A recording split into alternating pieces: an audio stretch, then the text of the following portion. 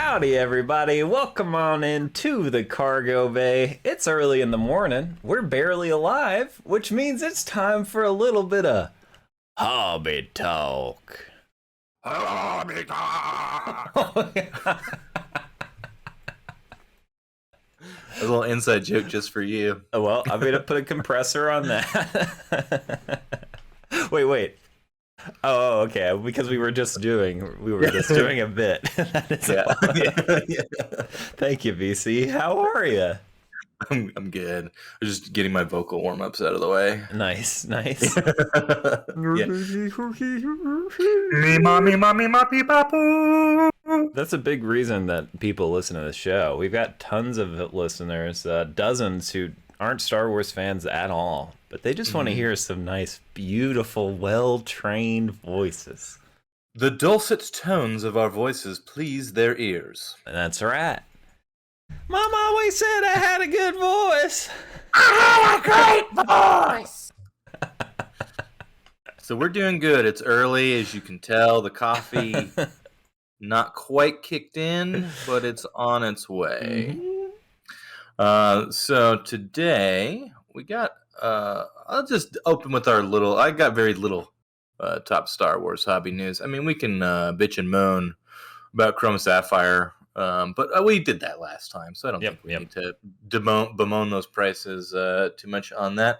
Just a quick update on the sad news of release dates. Chrome Beskar looks like it's been pushed back. No. Yeah, I know. Not shocking that Topps would advertise that something was coming out on a specific date or month and then push it back. But yes, it looks like it has been moved back to the end of September, which means it will probably be back moved to the end of October, and then November, and then December, and sometime 2023 we'll get some Chrome Beskar edition. At this point, I guess it doesn't really matter to them because they're going to sell out all their orders anyway. I'm just trying to think, would it make any sense for them to just wait until Season 3 of Mando's rolling out before they print these things? Would that make any difference for Topps? I don't think so. I don't imagine either. I don't think they care. It's kind of the sense that I get about a Papa Topps. Yeah. Currently, fingers crossed, finest. The end of this month, 2 weeks away, potentially, until that gets moved again. But that's currently the next release we have on the calendar. Did we both order a box of Finest? We did. Okay, yep. Nice. We both have one, and then there's one that we're splitting in the cargo hold as well. Wow. That's fancy. I'm glad I got them back then, because there's no way I would buy them. Yeah. Well, definitely not at $300 a box, which is stupid. Truly stupid prices. We got ours at $200, which is still expensive, but for 2/3 of what it's being listed at now, I don't feel as bad. It's a higher end, quote unquote, product. It's just a Chrome. It's character cards. Seems like the autos might be cool. It's got I'm particularly excited about the High Republic insert set. Oh yeah, that is in this. That's gonna be cool. I'm still waiting on my High Republic cards to get here, but they're still on track to be delivered. Cool. They're just taking forever to ship from Australia. Nice. There is also I've been wanting one parallel from that set. There's one on eBay that's, that when I watched it, I got an affordable offer for. I just can't afford an affordable offer right now. But they're out there. Yeah, the few sets that are out there are still too rich for my blood. I beat myself up every day for not having jumped on the High Republic set when it was on Topps Now. Yeah, we should have ordered 10 packs. We should have ordered 100 packs. We would be rolling in the dollars. Like Scrooge McDuck in his pool of coins. But no. I want a Scrooge McDuck crossover now that it's in the Disney. Yeah. He's just rolling in like Beskar. Like those little Beskar bars. I mean, he would make an incredible like Krennic if we do the what do you call Disney's version of the Looney Tunes? What do you call it? The DuckTales fam plus the Jungle Book, because Baloo and the DuckTales, and there's not a name for that universe, is there? I don't think so. It's not like Looney Tunes was a thing, right? Yeah. With this, it was like it's Mickey Mouse and all of his pals. Uh-huh. But it wasn't like, And then it was like, and then there's also Chip and Dale Rescue yeah, Rangers, which come yeah, out of the same like, yeah. Magical Melodies? Was that like the Could have flash been. screen that came up before the old cartoons? Anyway, we'll dig into this on a different hobby We're talk. gonna do Perhaps. some diligent research. We'll do our Because top recasting of the. it's like a Marvel DC thing, but the DC universe doesn't have a name. Or I guess it would be Marvel in this case, because Marvel and Disney are the same thing now. But it's like they don't have a name. It's just like the Mickey Mouse gang versus the Looney Tunes. I don't know. Look, We should really dig into this. yeah, This is important. yeah, This is because important. If you have the answer, let us know on social media. We are at the Cargo Bay Pod pretty much everywhere you can find us. You can drop it in the comments if you're watching the YouTube video. You can post a 5-star review also. I mean, I'd even allow you to leave it as a 4-star review just because we don't know the name of Mickey Mouse and all of his gang. it would But if you hurt have an us. answer, It would genuinely hurt us because it would knock Yeah, us out of our 5-star. yeah, no, we got That's held up by like 5 reviews. Yeah, we got to maintain that 5-star, so I take that all back. Yeah, anyway, we'll look into it. We'll look into Mickey Mouse and his cohort and find out if they have some sort of name. Yeah. And that's today's hobby talk. We want to thank you all for tuning in. No, I looked into some things, BC. I looked into some things. You did, and I'm looking forward to talking about that. I just want to drop one last card thing. It's making the rounds on all the other card things. Is the Topps autograph scandal in the baseball card product? Ooh, what's happening? This was the the Topps. I think it's Topps Definitive Baseball, the dual autograph that is clearly signed by the same person who is neither one of the athletes on the card. Incredible. Which is objectively funny to me. Yeah. Like just because it's like it's just someone who's like, I just used cursive penmanship for 2 autographs, and then everyone looks at it and is like, that's the same signature. Are they expensive as heck online still? Because I would love to own that card as my only baseball autograph. Here's the thing about that card. It has become redeem it. It has become a huge chase now because they're going to replace the box. So you'll get a whole new box of Topps Definitive, which is a very expensive product. And they're going to replace it with another card of equal value. So you're actually making out pretty good if you get it. It's an of 35, so it's like it's pretty rare to get. But if you've got it, you're making out like gangbusters.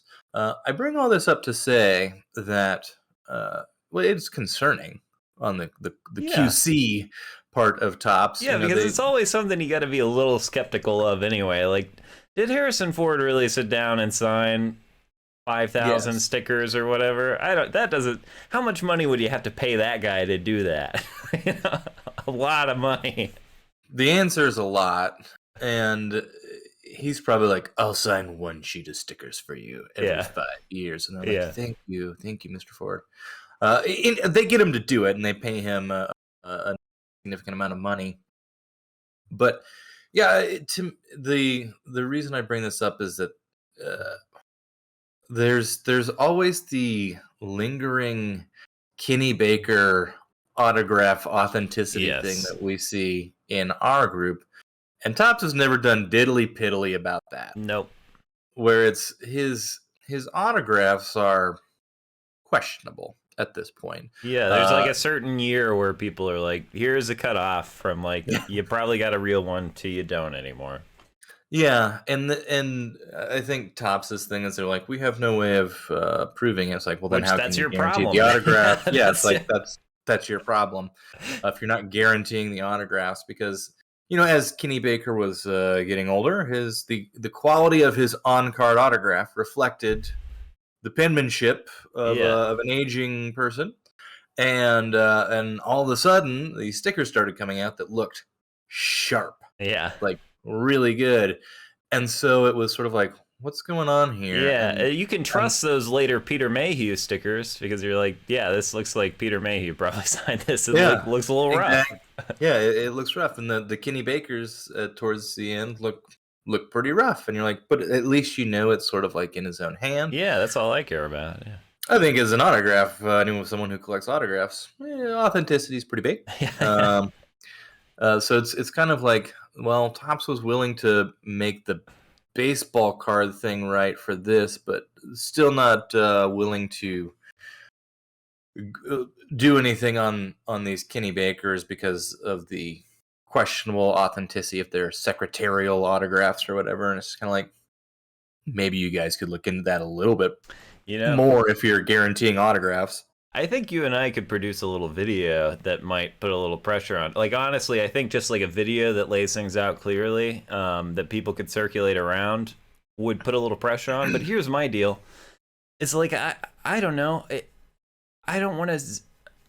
I just don't want to put any negative energy out toward Kenny Baker. Because you know what I would have done if I were in his situation? I would have been like, I probably need that however extra many bucks. Why don't you sign this for me, please, secretary? And like, I don't blame him. I blame Topps exclusively.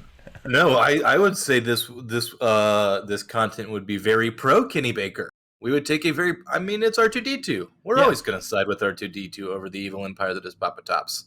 Yeah. So I think if we did it, we would make it very clear that our energy was focused towards the empire as opposed to our hero R2-D2. Yeah. Yeah. Well, it may be something we have to do just because I'm curious, and it is a little bit frustrating. We'll do a classic Cargo Bay Investigates. Ooh, a new segment. Already the Cargo a classic. Bay Investigates. Yeah. Yeah, already a classic. Yeah, so I think it would be something worth looking into. I've seen there's been a bunch of posts about it, but it would be something worth doing now, considering that Topps is like, we're so sorry that these aren't authentic autographs. It's like, well, I'm glad you did something about those. What about these? At this point, they're like, there's too many. We can't give you free stuff. Sorry. Yeah. Yeah. Then stop putting them in products. That's going to be our thing, I think. Man, we need an angry lawyer. We need to build the class action. Yes. Hey, Papa Topps, send me a box of Sapphire and I'll never say a word about this again. We'll keep silent if you send me 10 Beskar Chrome bars and release it on time. They could never make that promise, obviously, as they're not in the business of delivering their products in a timely manner. Well, I'm glad there's at least a little bit of evidence, hard evidence at this point. Really funny that this snuck through quality control. You have. I mean, I don't know if you've seen the card itself, but you look at the autographs, you're like, that's signed by the same person at the same moment. They just lowered the pin and then signed that other person's name. I want a card. I want Topps to replace it with a card signed by the agent or whoever actually signed the cards. Like, signed by Doug. Yeah. You get the Doug autograph. Yeah, I think that would be funny. Oh, hey. I think it would make people angry, but I think it would be funny. I also want to know if the sports stars themselves knew what was going on. We're like, yeah, would you do that? Or if they didn't even know there was money, do them for the... Like, that's probably the kind of thing you could sneak away with as a manager. I work sort of in the entertainment industry, BC. Right. Yeah, managers... Yeah. They try to steal money from their clients very frequently. Like, oh, my client doesn't know about this revenue stream. I'll just never tell them about it. Yeah, I mean, baseball players, you got to imagine, like, they're some of the highest paid athletes in the world. Their contracts are lucrative. And so if you're on an of 35 card, you're probably pretty good quality player. So you've got to be making at least, on a low estimate, I mean, even a very low estimate would be like $5 million a year, which to me is like, that's insane. Yeah. But would be great. Like if I was playing baseball and got $5 million to play baseball, I'd be like, this is the best life ever. But it seems like $5,000 that Topps gives you for signing cards or whatever it is. It would just be like, even if it's just $2,000. You mean grocery money? Yeah. Yeah. By the way, what are groceries? Where's my chef? Yeah, I need my chef to prepare me my meals. He can have the $5,000. Yeah, it's it's like they're like it was COVID. The protocols were different for autographs. We didn't have anyone witnessing. It's like, yeah, okay. How many other COVID autographs are out there? Yeah, I don't know. It just raises a lot of questions about authenticity, because I'm seeing people are like, is this real? Do I have a real autograph? I'm like, we don't know. No one knows. It's okay though. Wow. Look at us, BC. We used to be in Papa Tops's pocket. Papa Tops didn't really care, and now we're men of the people. Yeah, Papa Tops never came calling, so we left the empire and joined the rebellion. Oh boy. Well, BC, because we have another hobby talk. Basically, our main line was sort of a hobby talk, which I may just drop these 2 episodes at once. See what the feed does with them. Ooh. Actually, I'll probably release one this morning and one late tonight, maybe crossing into tomorrow. But anyway, we did kind of a hobby talk on our main line a little bit. So, because we don't have as much card news built up, you said, hey, do we want to talk about video games? And I do. I want to talk about Star Wars video games. So, BC, what's your history with the Star Wars video games? What are some of your favorites that you've played? I think the first one I really remember playing would have been the Pod Racer game on the 64. Because I was always a console boy. And I don't know, I don't think I ever rented anything because I had a Super Nintendo was the first console I had. And I remember there being like Super Star Wars, Super Empire Strikes Back. Yeah. That were like tied to the movie specifically. Yeah. I remember seeing the covers and always wanting them just because I liked Star Wars, but I don't think I ever played them. So I would be interested to know the quality of those games. Oh, they are beautiful games. They're really well made. They're hard. But are generally considered really good games on the Super Nintendo. That probably would have been my issue as a kid, because I wasn't seeking give me the hardest game you can as an 8-year-old or whatever, So the pod racing game, whenever Phantom Menace came out, hit like the sweet spot for me. I recently purchased it for my Switch, so if I ever just want to go in and put in a couple laps on the pod racer, I'll just do that, because it was like $10 or something. Yeah, and it's a nice little nostalgia thing. That was the main one I remember playing. Was there another flight game on 64? There was Battle for Naboo. There was Rogue Squadron on 64. I think I played Rogue Squadron too. I didn't own it, but I think Battle for Naboo came out on 64. Yeah, Rogue Squadron's the main one. Yeah. The one that I got into the Battlefront. Oh yeah, pretty heavily. Battlefront 1 or 2? The first one. The first one that didn't have all of the you gotta DLC microtransactions, or whatever. All that nonsense. Man, I played that a lot. I got good at that game. It was the first game that I really played online multiplayer, first person shooter. Yeah. Shoot 'em up, whatever, And I spent a lot of time getting pretty good at that on my 360.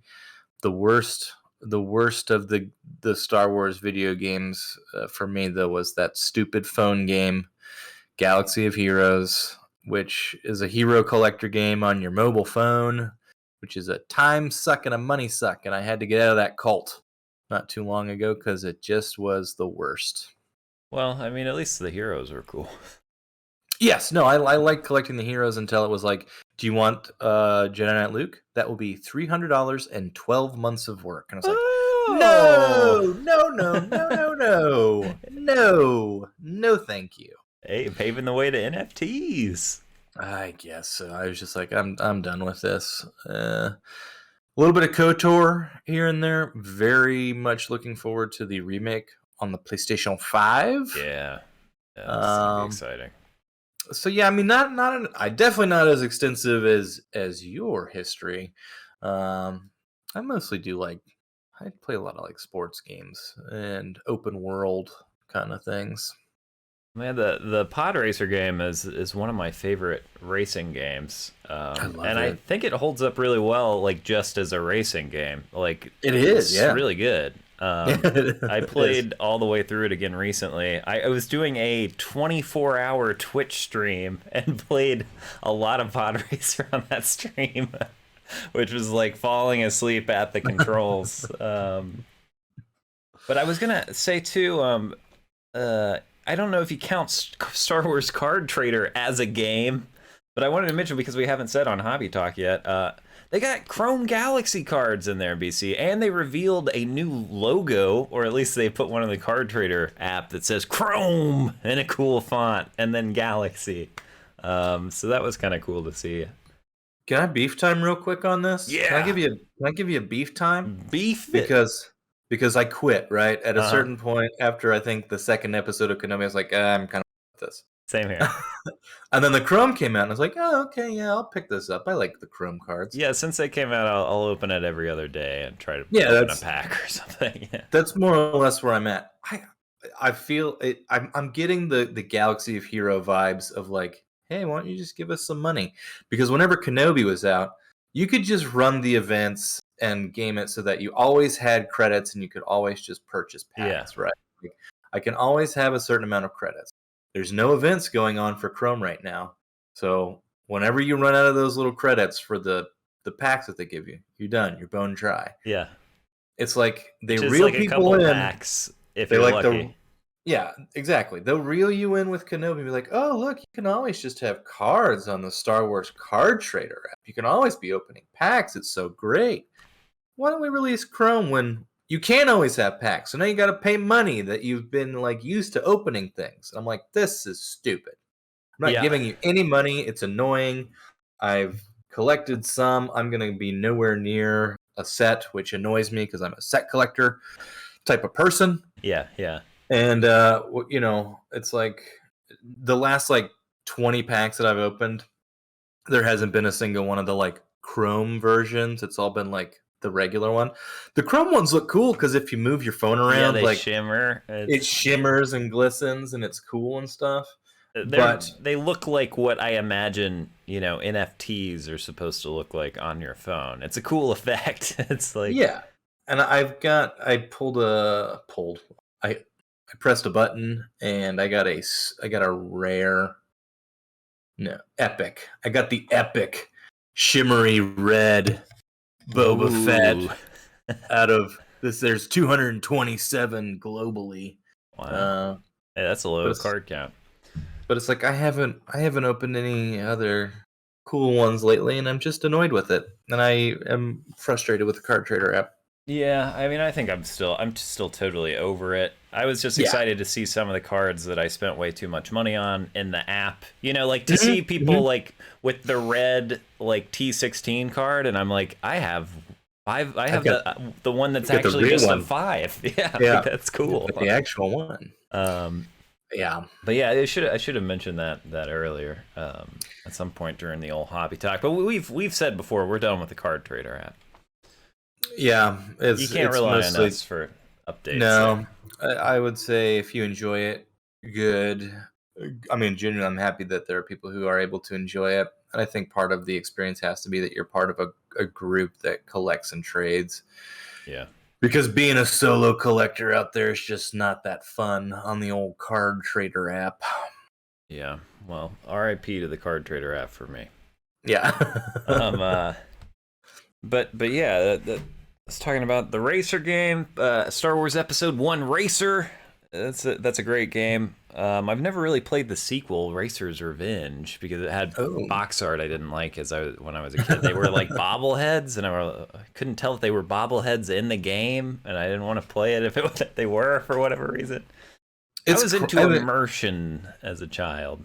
Yeah, it's funny how much like box art meant, because there was, unless you went to the Hastings and rented the game, you didn't really know what you were getting if you were at like Walmart and just picking a game off the shelf, besides like what it showed you on the front of the box.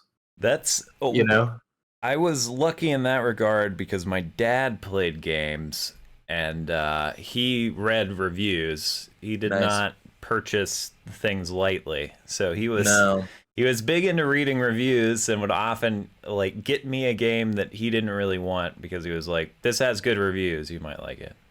Like, um, but yeah, you were talking about games being difficult as a kid, which they were, especially on like console, I feel like. Or at least the Mhm. advantage was growing up with my dad's computer, you could save in a lot of those games. Mhm.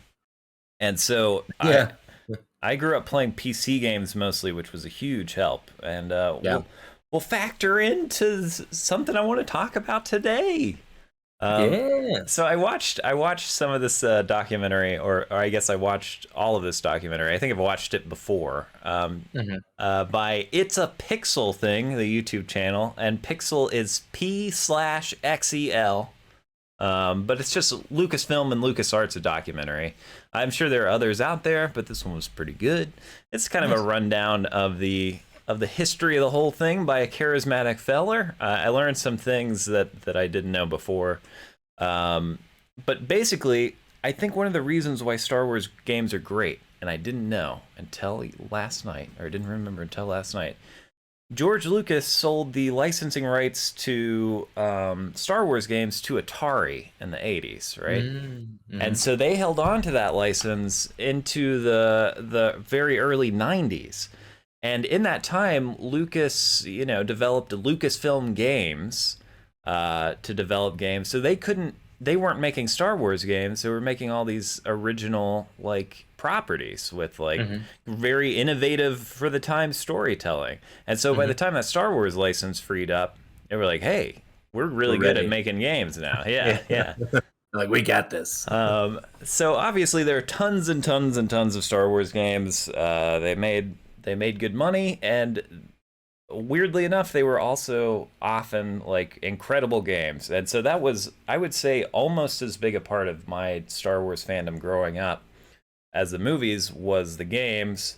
Because when I was 5 years old or 4 years old, I could watch the movie and then go into the same world, and Mhm. do whatever. So I want to talk today, BC, about maybe my favorite Star Wars video game series, the Mm. Dark Forces series or the Jedi Knight series, depending on how you want to qualify it. Um, but the very first game and my introduction into Star Wars that I played was Star Wars Rebel Assault. But I wasn't really old enough to grasp how to play games. I was sitting in my dad's lap. But the very Right. first game I ever completed in my life, Star Wars Dark Forces, a Ooh. a what we would call a Doom clone, set in the Star Wars universe, but also highly acclaimed in its own right, where you play Kyle Katarn. And you open up the game and basically the prologue mission by stealing the Death Star plans, and you are a formal Imperial turned mercenary working for the rebellion, and the whole game is about tracking down the Dark Trooper project and putting an end to the Dark Troopers. Dark Troopers appeared in Mandalorian season 2. They You look a sure little bit did. different, but it's the same deal. And I want to highlight this box here. If you're watching on YouTube, you can see it here. If you're not watching on YouTube, it's just look up Dark Forces box art. It's beautiful. You got some stormtroopers dying, but on the back you got Boba Fett Ooh. in the crosshairs. You got some nice screenshots, and if it couldn't get any better, as if it couldn't get any better, we also on the game disc have a Gamorrean guard, which Oh, is hell sick. yeah. Uh, but yeah, so this is kind of a first-person shooter. Kind of, it is. It's a first-person shooter. You just mow down tons of stormtroopers. They're animated really well when you shoot them. They call you rebel scum and stuff. You Nice. also shoot at Gamorreans, Brands, and it's Poor Gamorreans. It's a violent shooting game. Have you ever seen this before, BC? I think I've seen it played before, and I've definitely seen the box art because that's part of. Is it the Galaxy Series 3 that has the Lucas art inserts in Oh it? yeah. This is Yeah, there is a trading card of this art. One of the which first cards I got when I started collecting Star Wars cards. I mean, shout out to the Galaxy Series non-Chrome OG edition for just like carrying the torch for good Star Wars art, because that box art is really cool, and I like that image a lot, and I It, like the PC big box as a display piece too. yeah, I picked up some of these old PC games at the start of the pandemic because people were selling stuff on eBay like crazy. Yeah, And I yeah. hadn't been able to get these games. So yeah, I picked this up. It was pretty cheap to get the old box. It's got the manual with your mission briefings, and it's a I cool thing. loved. That's one of the things I miss about video games now is I love thumbing through a big old manual that came with the games. Yeah, It told you how the controls worked and stuff. I get now that they just teach you in the game how to do it, but I liked having a little book. Quick question, as a collector question, yes, is there? I'm assuming there's some level of market for these games. yeah, I yeah. know that there's been the like with cards, they're grading games. That there's some Oh yeah, company that grades video games. I Wada. know yeah, I know they also had a controversy because they Yeah, were big like time. just basically pumping their own product internally, and that Yeah, was very shady. nothing's come Uh, of it so far that I know of, well, except for so people good. being a little more skeptical. Well, I guess that's a start for actions having consequences. I guess is there like a Star Wars game that is like the collector's game that everybody wants, or is there one that's like the big piece de resistance? Yeah, that's a great question. In my experience, well, I mostly have looked to buy PC big box games, which usually have high value, in Hmm. general. But these Star Wars games were printed into oblivion, like, Right, of course, yeah. huge market for them. So they haven't really exploded like other games have. I'm sure, like a mint condition Atari, whatever, like in the box is great. I haven't looked at graded games, but yeah, the PC games in general, you're gonna, at least when I was looking to purchase, you'd be lucky to kind of find a game in decent shape for about what you would have paid for it in the day. Like Okay, 50, $60. right. You could get it cheaper there for a while when people were selling everything. But there are a few games here or there. Like the one that's kind of weighs heavy on my heart that I don't have is the next game I'm going to show you is which I'm really glad I have this box. I'm very pleased. This is the Star Wars Jedi Knight Whoa. Dark Forces 2. So it's Star Wars Jedi Knight colon Dark Forces 2. And yeah, this is an amazing box with Kyle locking lightsabers with Jarek while stormtroopers are shooting yellow laser bolts down at him, which I guess would mean it's a repeater, but the whole box is chromed out here. Nice. Um, Nice. Very cool. It's also got a sticker for the Making Magic little Star Wars software, which was like just a cool little documentary type software deal. Oh, nice. But this game, the follow up to Dark Forces, where you as Kyle Katarn learn that your father has been murdered by Dark Jedi because he knew the location of the Valley of the Jedi, and so No. you take up your father's lightsaber or a lightsaber that's under the floorboards in your old house, and you get after him, BC, Heck yeah, you do. and you get to decide if you want to go down the light path or the dark path, which was a big Love. deal. Changes what force powers you have and stuff. Yeah, it's I know very little about video game history. I've always been interested in like because there's so many things that are just like across every game you'll be like, yes, this is standard for the industry now, right? Like the decision making skill trees, decision Yeah, making yeah. light or dark. I mean, is this on the cusp of that? Is Yeah, this the this was beginning of that choose your own adventure almost kind of wave? I think, you know, there were RPGs that, you know, predated it, like Elder Scrolls type things that have that Right. kind of stuff. But as far as like story changing, like as a result of your actions, this was one of the first thing. It was like a big deal. Like if Right. you go to the dark side, you get a different cutscene at least once, maybe twice, you know.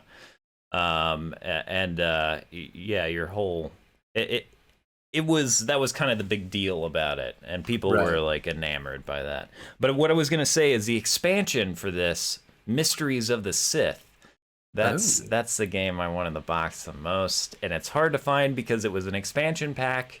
So it also Mm, came out in like game of the year type deals, or right. like, you know, like a joint box. But the first box that came out of that, it has Mara Jade, because you play Mara Jade. She's got a purple lightsaber cranked back, and she's like about to slash a Rancor with it. Like Oh, nice. it's also very of the era art where it's like looks a little janky. That's I can see why that would be highly collectible. Anything with a Star Wars logo and Mara Jade is going to Yeah.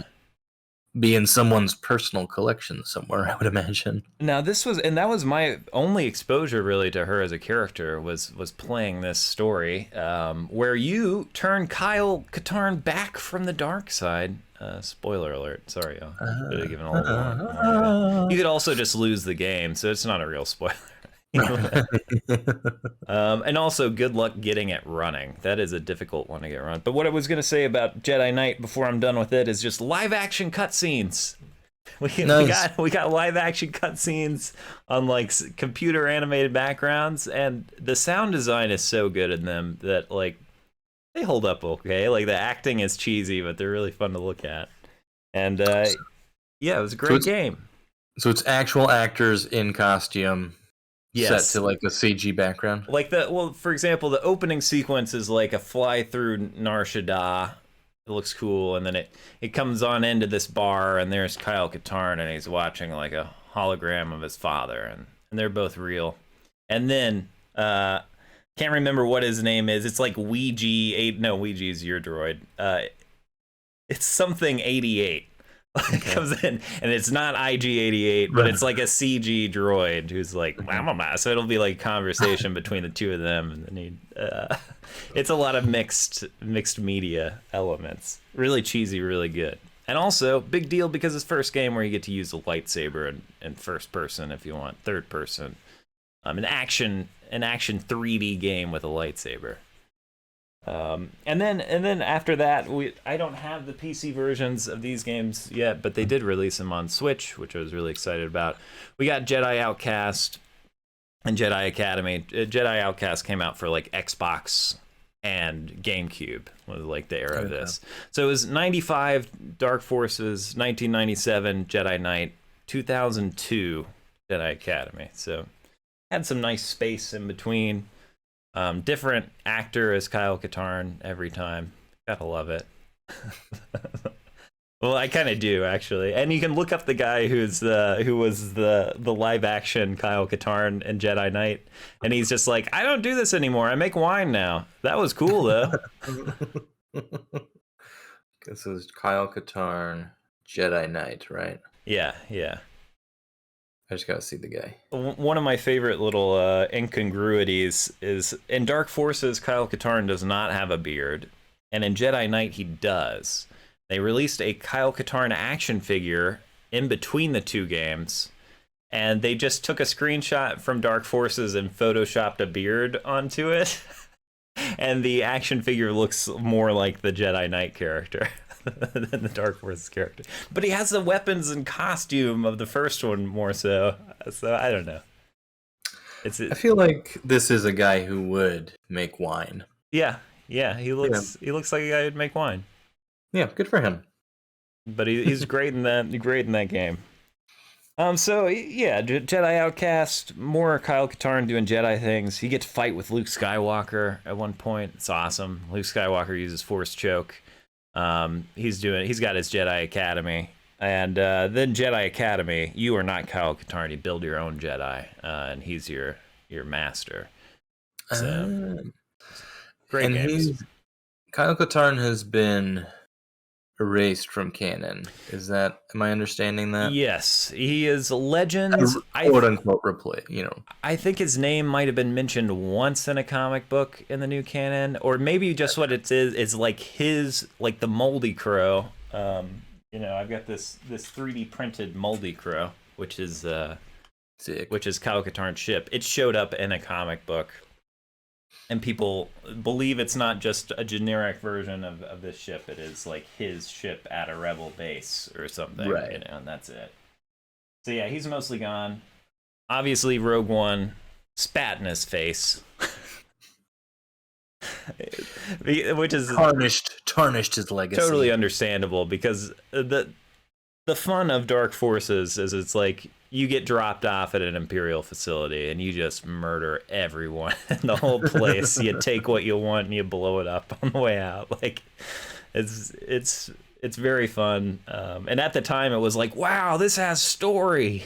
Is there cut scenes, and like you're not just in another hallway shooting doom monsters. You're like at a different planet, at a different base, or you're breaking someone out of prison, or you're fighting Boba Fett. I mean, it makes sense for Star Wars, property specifically, to be like, hey, let's not just do a shoot 'em up, but also, give it some story. Like, this is the vast universe that we exist in. How can we tie the action into story to make it even more compelling? Not that like playing Doom isn't compelling, like everyone's like just blowing stuff up, but it's like, oh yeah, if we're in the Star Wars universe and we've got these characters, I think it was a wise decision to invest in some of those story beats too. Well, Lucas seems to have been a good producer. He wasn't super interested in video games, but he wanted to be in the space because he's interested in tech, and he seemed to apparently or at least this documentary claims he wasn't that interested, but he would show up occasionally and basically give people confidence. Basically be like, this is great, why don't you try this, and that was kind of it. But Steven Spielberg wrote Dig. Dig was like a LucasArts video game. They did a lot of point and click adventures that are known as really great story games. Like Loom is really big. Day of the Tentacle. Tim Schafer did a lot of point and click adventure games, and now he's like an indie game developer. Did Psychonauts and all this beloved stuff. So they were crucial to the whole industry and really innovative. And it was such a bummer when Disney axed them, or I'm sure they were absorbed elsewhere, but that was the biggest loss I felt when Disney took over the franchise. Was like, oh, we're canceling all the projects under LucasArts, and LucasArts won't be LucasArts anymore. It was just like, oh, it was such a consistent flow of good content, like Star Wars content, and then it was gone. Like in 1995, we got Dark Forces, Dark Forces X-Wing and Rebel Assault 2 all came out in the same year. It was just a bombardment of Star Wars. And now it's EA is just about to lose the license finally. About to go out. And they've done Battlefront. The Battlefront, which are gorgeous games. I saw a video recently that was like, you won't believe when this game came out. And I was like, yeah, I will believe it, because when Battlefront 1 came out, I was like, this is the prettiest thing I've ever seen. Like, why aren't people freaking out? It looks like we're on Hoth. Yeah. Battlefront is Force Unleashed EA. Did they do that one? Yeah, that was before they had the exclusive license, but I think they published that. And they did Jedi Fallen Order, and they did Squadrons, and I love Fallen Order and Squadrons. And Fallen Order is getting a sequel. Yes. Is that still going to be an EA production? I think Respawn made it, so I don't know if it'll be published by EA. That's a good question. I would guess. Because there's the KOTOR remake. Yep. For the next gen system, and then they also announced, is it a High Republic game, or it's there's another game that's got they released I don't know, a trailer or a sizzle reel but they're like, it's coming out in 2027 or something like Okay. that. All that, both the Old Republic and the New Republic, or what the MMO that is the Old Republic, Right. I think is the name of it. They release those like super cinematic trailers for, you know, what essentially looks like World of Warcraft, you know, like when the game is actually, it looks very dated. Gotcha. Yeah. But I'm not sure. I don't know if I've seen that trailer. I tend to never watch cinematic game trailers. I don't know why. Pointless. Yeah, I just don't. It doesn't do it for me. I mean, it's cool as to like, hey, yeah, I love your game's not going to look anything like Yeah, yeah. This doesn't represent the game to me. You're like, cool. Not actual gameplay footage. That's Thanks. I much prefer. I love Fallen Order. You know, keep all the cinematics in the game engine. Don't break that flow. It looks good enough now. We got really pretty games now. Yeah, I picked up Fallen Order again. I didn't get deep into it the first time. I think because I don't know if I spoiled myself by playing Ghost of Tsushima. Oh yeah, man. Tsushima. It's beautiful. Because the sword play and the world adventure of that is maybe the best gaming experience I've had. Thanks to you. You sent me that game during the pandemic times, and it gave me something I was to just do. like, you have to play this. It's incredible. So yeah, I was just being locked at home, not going outside or doing anything. And I was like, oh yeah, I'll play this game. And then there'd be days where I'm like, I'm just gonna walk around. Yeah. I'm gonna walk around this island in Japan, and if I encounter something, fine. Or if I just go and write a haiku today, then I'm fine. Yeah, yeah. One of my favorite gaming experiences of all time. You know, obviously Jedi stolen from Samurai, and I think in that regard, you know, Ghost of Tsushima is one of the best Jedi games ever made, if not the best Jedi game ever made. See, that is almost the mindset that I have. Oh, this is a Jedi game right here. Yeah. Like instead of a lightsaber, it's like a sword that I've got, and I can upgrade my sword to a different sword, and I can go find a new. You know, I don't know. I just loved every part of that game, and it's very similar to a lot of other open world adventures. But I like that you don't. There's no map. You just find out which way the wind's blowing. You go on an adventure every time you boot it up. Oh my Whereas gosh. Fallen Order, I love that game, but it is basically a Souls-like. I played that thing on Grandmaster, and it took like 60 hours, even though I'd beaten it before. Like, but it isn't like let's log in and have an adventure. It's like let's log in and fight this boss for the 10th time. Like, it's gonna be difficult.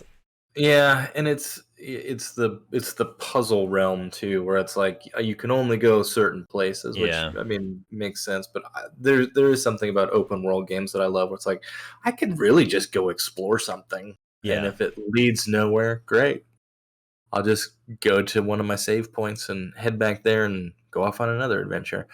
I mean, I've gotten into Fallen Order a little bit, where it's like, yeah, I can navigate through some of this stuff, but it's just I feel like I'm on tracks. You know what I mean?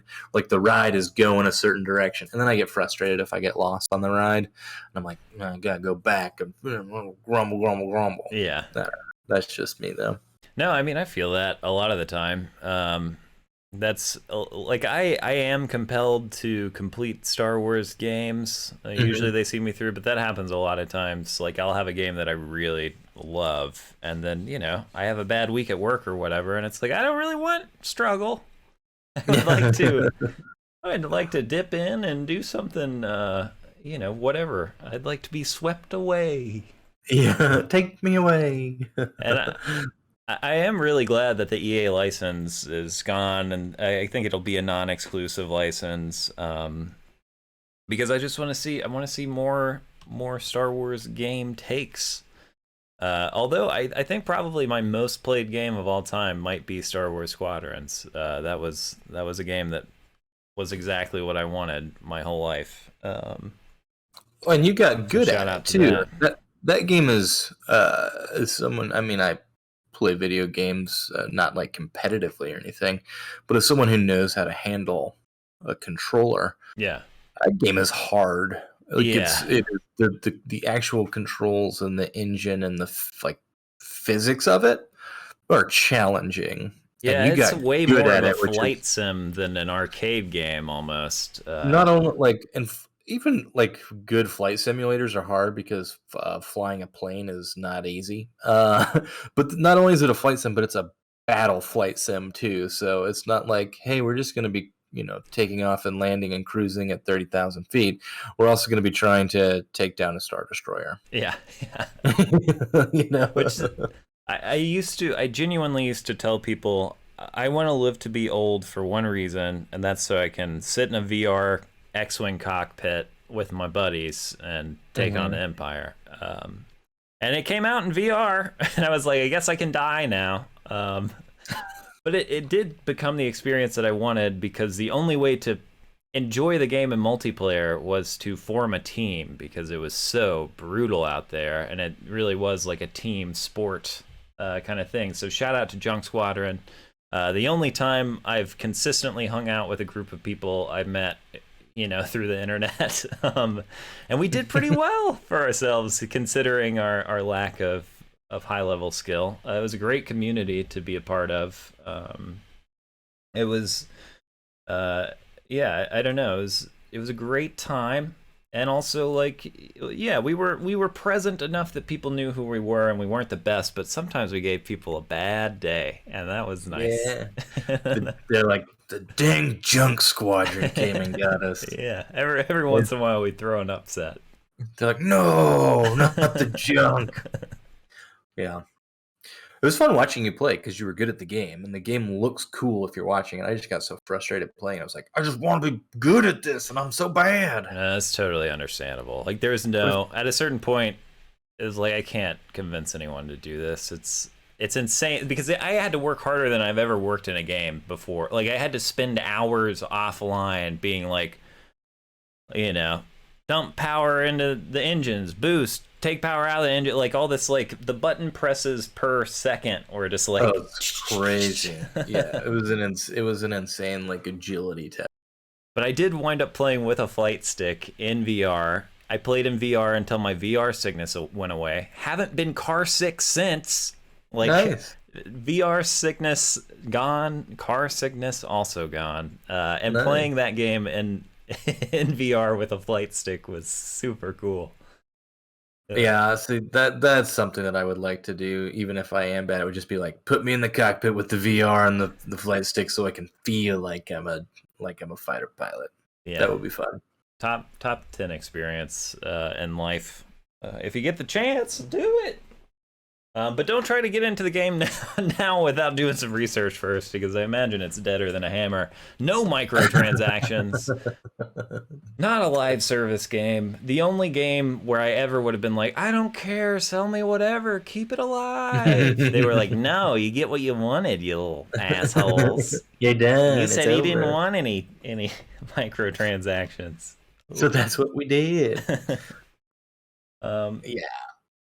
Well, yeah, that's I was just gonna say, I just looked up for future releases here. Oh yeah, in the Star Wars video game era, we've got upcoming Star Wars Hunters. Yeah, which is coming to like Nintendo Switch, a little battle game, Android and iOS. Yeah. Then you've got Star Wars Jedi Survivor, which is going to be the follow-up to Fallen Order.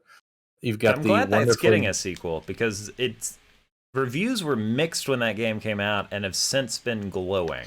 Like, yeah, I think its reputation has grown over time. I thought I was nuts when I got it, because I loved it so much and people seemed to hate it, and then it won like Action Adventure of the Year or something. Yeah. So I think that'll be cool, if only for, I mean, even just like the story of it, I think will be great. You've got Respawn's Star Wars FPS. All right. Currently untitled, obviously. It'd be cool to get a single-player campaign out of an FPS. That'd be really neat. Working on an as of yet titled Star Wars first-person shooter. Game director, The Force Unleashed. At the time of the announcement, work had only just begun on the title, so it'll likely be some time before we get a solid release date. There's a Respawn strategy game. This is the one I was thinking of, Star Wars Eclipse, which was first announced during the Game Awards 2021. Kind of a cryptic. Yeah, it's an action adventure from Heavy Rain and Detroit Become Human Oh, developer Quantic Dream and so Lucasfilm very Games. heavy story. Yeah, Both of those games are kind of lighter on the gameplay action and more like story presentations. yeah, this is described as a branching narrative game. Eclipse takes place in the High Republic era in an uncharted region of the Outer Rim. With new faces and environments, you'll be experiencing a story through the eyes of an ensemble cast of playable characters who are all said to have their own personalities and motivations and will make their own impact on each other and the adventure overall. Sounds kind of interesting. Yeah, And then KOTOR is the remake of that, which nice. I mean KOTOR is a great game, and I think it'll be cool on a PS5. Yeah, I'm glad they're remaking it mostly because rather than burying it away, in the Legends canon. I like that they're like, no, this is good. Let's draw let's attention back keep to it. let's bring this back. Yeah, I mean, speculation corner. I mean, do we see a Revan entering the Star Wars universe? Is he one of the characters that they'll say, "Hey, we did it right," like with Thrawn? They're like, "No, these were Yeah, too good to let go." I would think so. We'll see Yeah, how it sells. We'll see what it does. But he's been yeah, so popular. Revan and Malik collectibles both were really expensive for the longest time. If you my advice is if you're collecting action figures 10, 15 years ago, like I was, get the expanded universe stuff always. They make less of it and people want it more. yeah. That might not the be true anymore, but the old supply and demand thing yeah. still applies there. Yeah, I think. Well, first of all, thank you for the information. As Well, thank always, you for letting me ramble about one of my favorite Star Wars game franchises, always series. always love hearing, because I mean you just know more about video games than I do. And hearing about the Star Wars is always exciting, and I'm looking forward to some of the games that I'm seeing on here. So hopefully we can dip our toe into some of those as the Yeah. future releases come out. You bring up action figures. Uh-huh. It's another corner of the hobby world. I don't know if you've heard, but these toys, Uh-huh. people love them. Yeah. People love So their plastic. people love plastic. We're going to sell you some plastic. It's shaped like plastic, and we're going to put it in plastic and cardboard. But yeah, I think that would be. I would love to hear another sort of Adams hobby corner of What a uh, tale. the toy collection journey, because you had and still have quite a few Star Wars toys. I still have a decent chunk of my old collection. Yeah, I would say I am hard retired from that side of Right. life, Yeah. but I do have quite a bit of ancient knowledge. Yeah. Yeah. I picked up an Ahsoka a while ago. It's the last action figure I bought, and probably in quite some time. But I I saw it and I grabbed it. I keep saying I'm gonna get one really cool Star Wars action figure, and it just hasn't been the one yet. I thought it might be that Kenobi from Episode 4 or whatever of the Kenobi show, but it seems like that's gonna be a little pricey. Yeah. So I don't know. We'll see. Quick tease. I want this quick tease.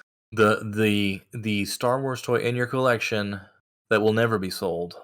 Oh, The one that's stowed away in a place of honor in both your closet and your heart. oh man, there's a lot of them.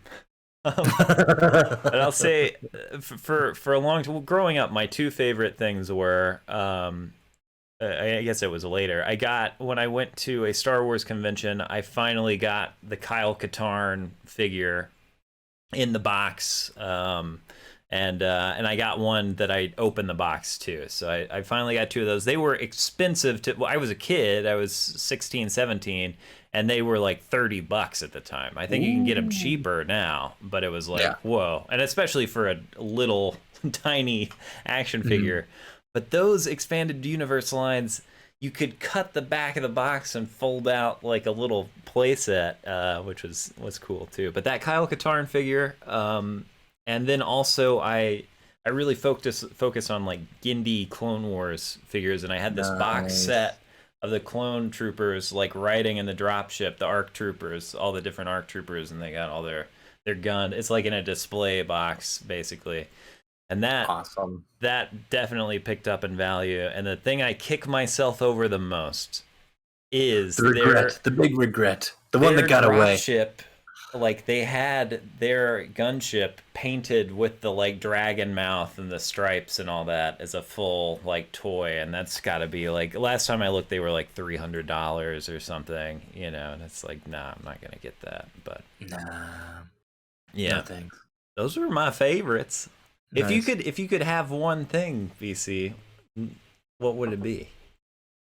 One action one figure item, and it has to be mass produced. I'm not talking like a gentle giant, like, you know, $500 polystone Obi-Wan. I think it would be the one that I always wanted as a child, which would be a Luke Jedi Knight, but from the original toy. Yeah. So the original Return of the Jedi line. The Power of the Force one I still love, and I will probably pick that up again because you can find those for like $10. The super buff Luke. Yeah. But I would. There was something about the black suit and the green lightsaber. I was like, I want that toy. Sick. That's the one. That would be the one. I wonder how much, because, you know, Episode 4 stuff is always $1 million, and Return of the Jedi stuff is usually more affordable. I wonder how much one of those would cost. I mean, I know you can get them loose for not too much, but I wonder what in the box. Let's do a quick Return of the Luke on card. Luke Knight on card. Hey, if you're still out there watching this, why not subscribe? Why not leave us a like? Leave us a comment. Oh, gross. 2020 vintage collection. Just a nice little repro, except the figure looks different. Yeah, that one's at $60 and $10 shipping. You can buy the back of a Darth Vader card from 1983 for $10. That's torn. That's a good deal. All right. So it seems like this is something that might take a little research. Yeah, it would take a little bit. I'm not seeing a lot of results for the on card, but we can find out when we do our action figure episode. That's right. We'll do a future episode diving real deep.